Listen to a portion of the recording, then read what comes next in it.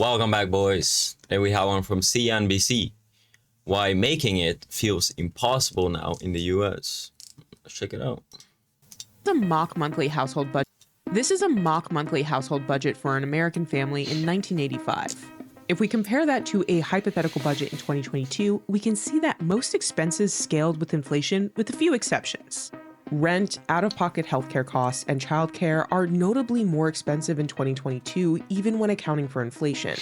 And costs associated with retirement increased by more than 60%. But these numbers are not accounting for a big X factor: consumer debt, such as credit cards and student loans. Total outstanding consumer credit was nearly $600 billion in December 1985. By 2022, it was nearly $4.9 trillion.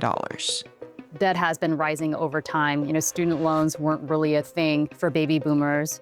Millennials have larger student loan balances, bigger mortgages, much bigger car payments than their parents did a generation ago. In addition to more expensive childcare costs, higher prices pretty much across the board. So that does make it more difficult to set extra money aside or make any long-term plans. We're living in two separate economies. The American dream that was pitched to the Gen Xers and the boomers is no longer present in today's world.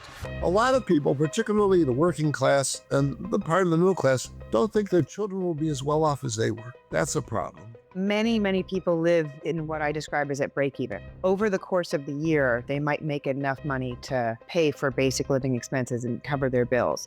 But if one major thing happens, then they can get behind. Here's why young American adults are struggling to make ends meet and what can be done. I wonder, are they going to get into AI and the jobs that will replace? Because what is going to happen when you have millions and millions of people who don't have jobs and who can't get jobs? And what is going to happen? I mean, if they do flood the trades, the pay on that is going to go down. And then what? People will just continue to get poorer and poorer. Millennials' net worth quadrupled from $3.9 trillion to nearly $16 trillion between 2019 and 2024, but more than half report living paycheck to paycheck.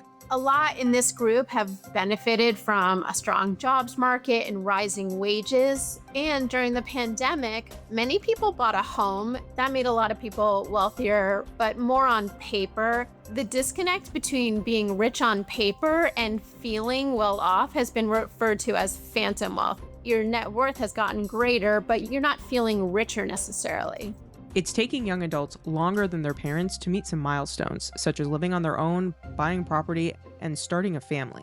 It's a lot harder for young people today to save up for markers of the American dream than it was for previous generations. When we look at home buying, as we all know, we're in historically tight housing markets. There are very few homes on the market, and those that are on the market are extremely expensive, not to mention expensive mortgage rates. And the prices of homes has escalated over the last few decades much faster than actual incomes. So it is actually much harder for a millennial or a Gen Z to save up for a down payment to buy a home. It's not the overspending, it's the cost of living. I think the middle class, unfortunately, is dead for millennials and Gen Zers, or best case scenario, the goalpost has just moved and it's still obtainable, but you have to make over 6 figures to have that middle class life. But people who are older were in a better economic time growing up, because the big difference is what I call the big three. Millennials and Gen Zers are faced with outrageous housing prices, whether it's rent or owning,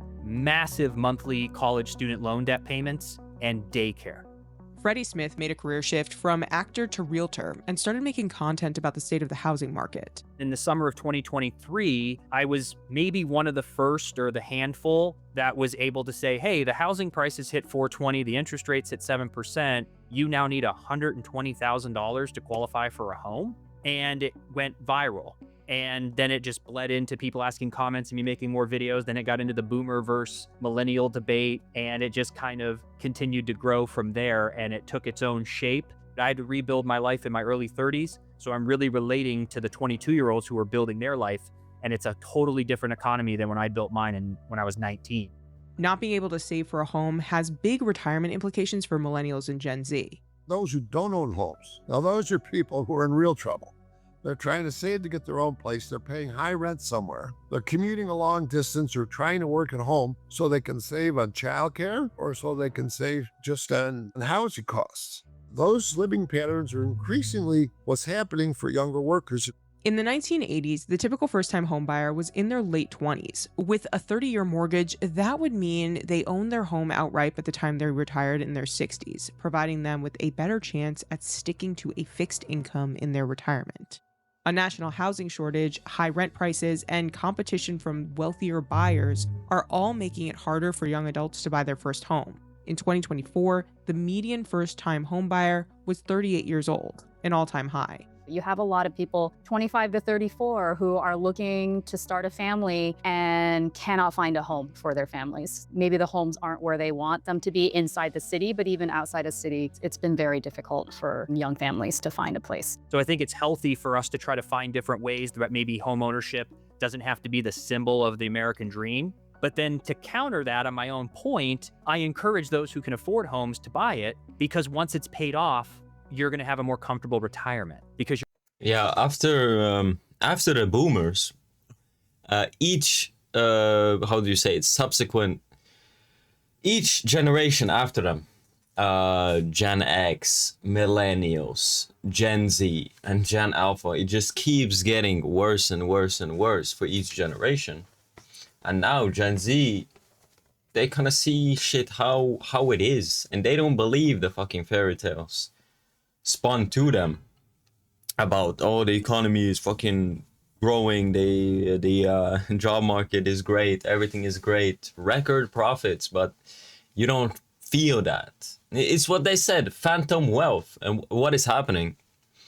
These corporations are having record fucking profits, but the people keep getting fucking poorer and poorer and poorer. So on paper, everything is fine, everything is Gucci, but everything is garbage. The prices of your fucking eggs keep going up. Gas, rent, fucking you name it, bro. You just keep getting poorer and poorer and poorer. And this has a lot of, like, people, like, I've looked into it, it has a lot of other implications as well when it comes to mental health and just in general well-being of structure in this society. Because what happens when people have nothing to fight for? They have no property. They have no children. They don't even have a shot at getting a woman and starting a family and owning something. What happens when you have a lot of people like that? They'll start to look at society with contempt. Like, fuck it, why not just let it all crash? Like, I have nothing to lose. And more people are being created like that. So you need to have a functioning society. You need proper incentive structures to keep the fabric, the basic foundation, the fabric of society together. If this continues to get worse, like, that is it is already rupturing, like. So and the dawn of this AI stuff, I mean, it's gonna just continue to get worse, man. And it's not like everybody can become like an AI programmer and boom, jobs fixed. It's no, like, what was it, over like 50% of like white collar jobs are gonna just disappear. Then what? The trades are gonna get flooded. I work in the trades, so the trades are gonna get flooded. The pay on that or salary in the trades is gonna completely tank. Then what? There's talks about UBI, but how will you implement that? The bureaucracy and the system is so goddamn slow that I think people are going to suffer a long time before anything remotely like that will get implemented. So yeah, let's hear them out. you're not going to be subject to it, because once it's paid off, you're going to have a more comfortable retirement because you're not going to be subject to the ever-increasing rent prices. Many Americans... Retirement, who is going to pay for that? The birth rates continue to crash, fertility, whatever. They continue to crash, so who is going to be left paying the fucking taxes? like are navigating a new kind of economic. this is like the system we have now is so ridiculously unsustainable. Like most people have no idea. It is bound to be different. It will be different. I hope we see a retreat back to more rural areas with tight-knit communities where people help each other. Because this whole like anonymous society we live in now, where like you don't even know your fucking neighbors, like it's not healthy for the human animal. This is very unsustainable. So I do hope that people start to gather up, group up, and kind of move and fuck off outside the cities. And the jobs, I would imagine, that are not replaced by AI, I mean, those are like artistry or like baker, carpenter, if you like specialize yourself. So it will go back more to that, like that human touch, in like cheese making, a baker, like you sell goods, quality goods like that, and you can make money from that, selling that, maybe. But yeah, I don't see, I genuinely just don't see how things will get better. And mind you, if you don't know who I am a pretty positive person. I do have a very positive outlook on life. I always try to see good in stuff, but you gotta be realistic sometimes. Like Instability, which traditional financial advice may not prepare them for.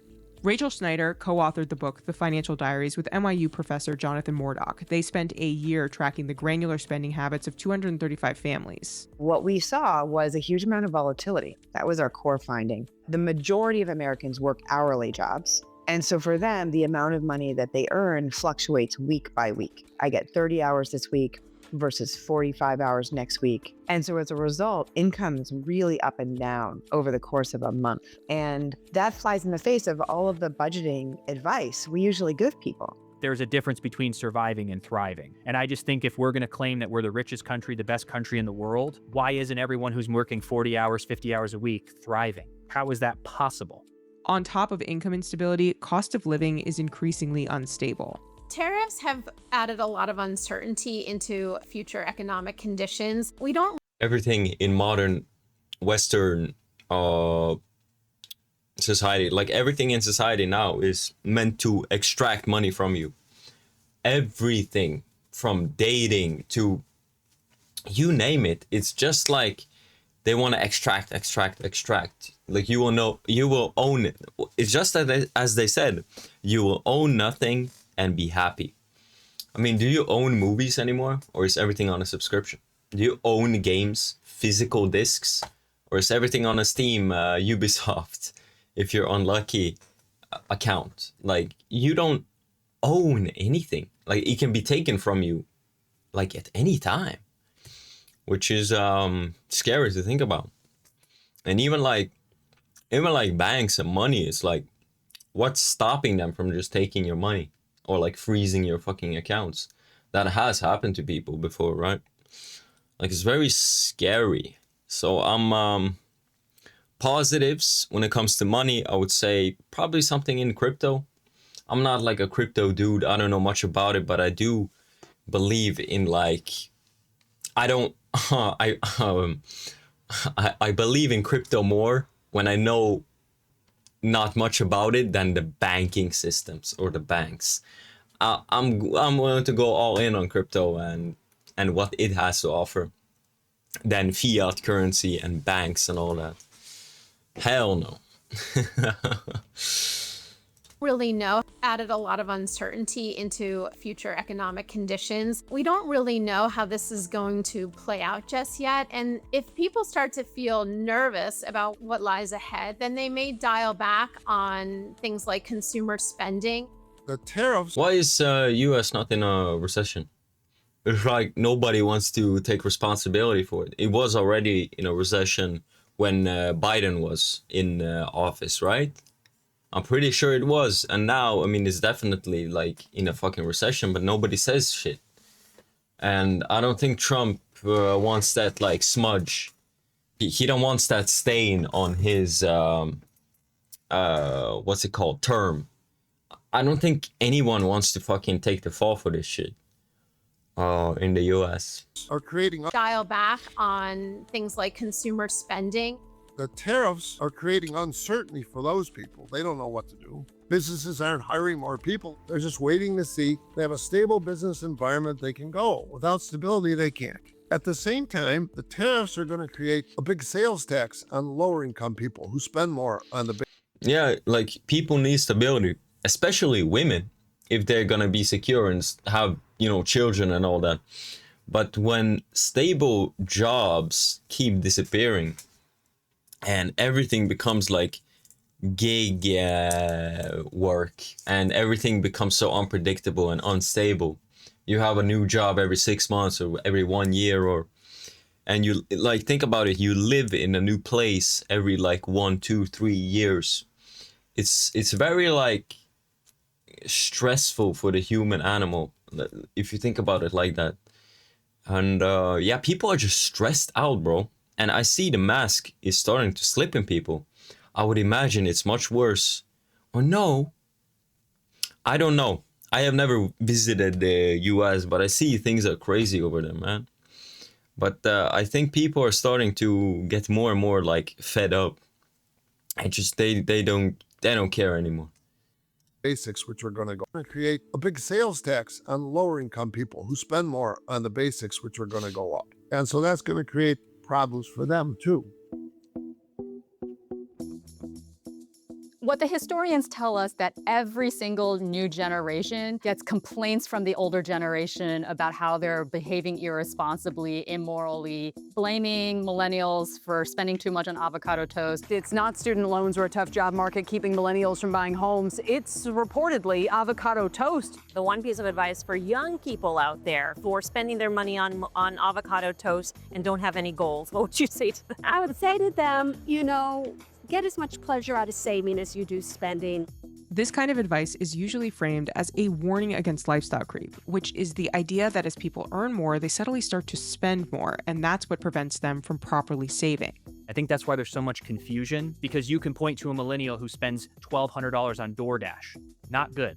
But you can also point to a millennial who's very financially conscious, making $80,000, and is drowning in debt and is living with a roommate and is a lawyer at 29 years old. That is not right. If someone got straight A's in school, straight A's in college, got a bachelor's, got a master's degree, and is 29 making $80,000 and can't even get their own apartment, let alone purchase a house or have financial stability. So that's where I think there's something broken in the system. Even though households have become significantly wealthier, many consumer goods are also a lot more expensive. And at the same time, Americans are now largely on their own when it comes to things like insurance, retirement savings, healthcare. That makes it harder just across the board to feel financially secure. In some ways, Americans are even more financially vulnerable now. Even as prices have come up significantly, consumer spending hasn't really changed that much. And that leaves more Americans relying on things like credit cards to kind of make ends meet at the end of the month. With economists now forecasting a possible recession in the months or year ahead, there's a greater chance that many Americans won't be prepared for an economic shock.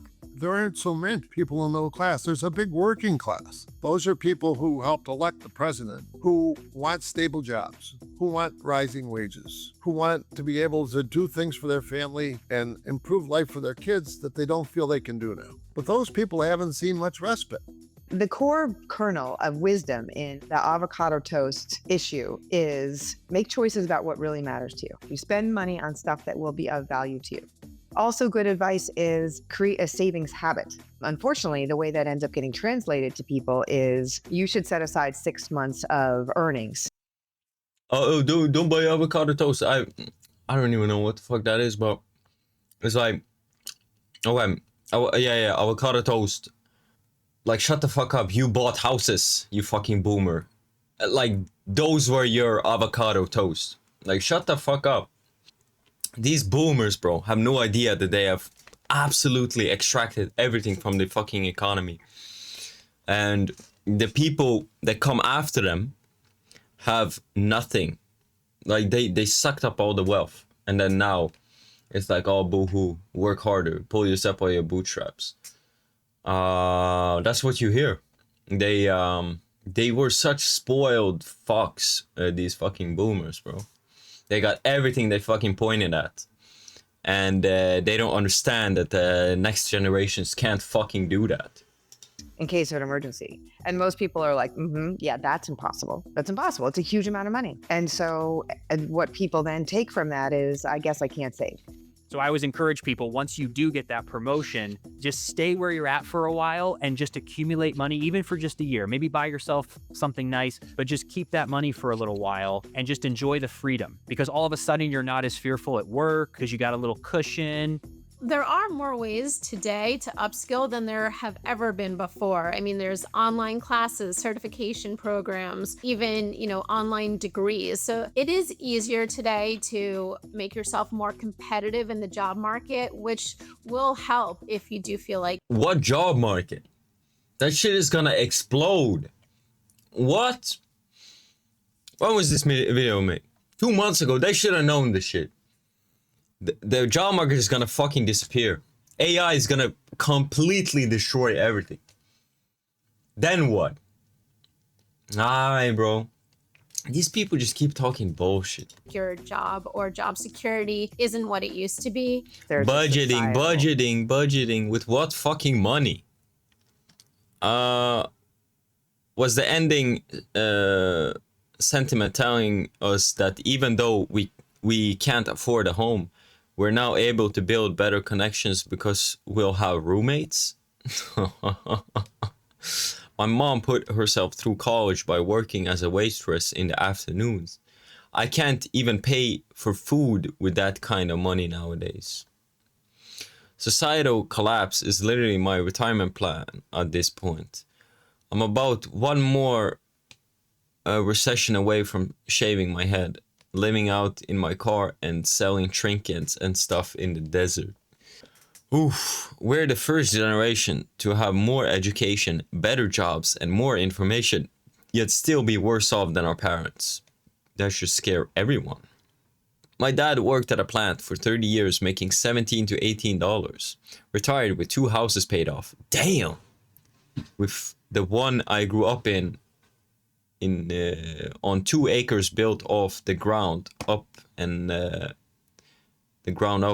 able to buy anything he wanted during his retirement years. Hell, even my sister went to private school off his salary. I tell you no lie, that same plant still pays $17 to $18 in 2025. Only difference is the youth who work there don't stand a chance in hell in having anything in life.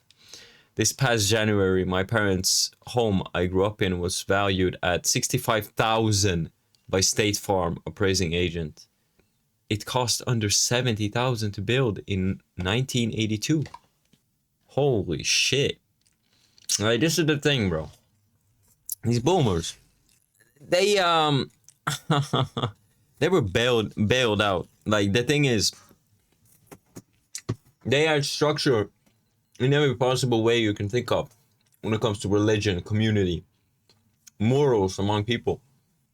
Feminism was already infiltrating the fucking boomers' minds, but it didn't fucking matter. They could be these simpy losers and get to a woman and children because they had fucking money and shit, and the cultural rot hadn't set in yet by social media and shit.